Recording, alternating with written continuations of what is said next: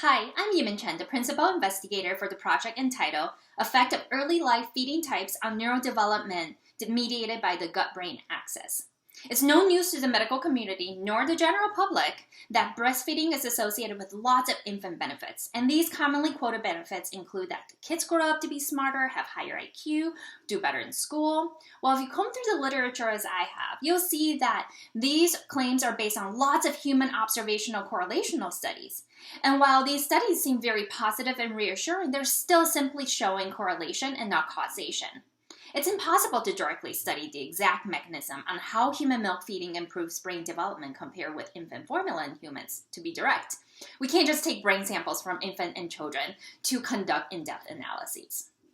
Therefore, it's imperative that we use a highly clinically relevant animal model to study the exact mechanism.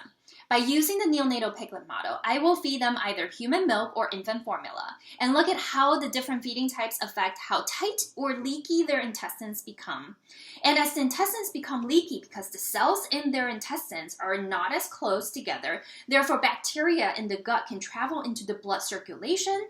And if that happens, it can cause inflammation in circulation, which can interfere with that blood-brain barrier and allow harmful inflammatory substances into the developing brain. And when there's inflammation in the brain, it can impede with brain development. My hypothesis is that human milk as early life feeding will prevent the gut from becoming leaky, therefore reduce inflammation in circulation and protect that blood-brain barrier, thus allowing the brain to grow and develop without inflammation and ultimately resulting in improved cognitive performance.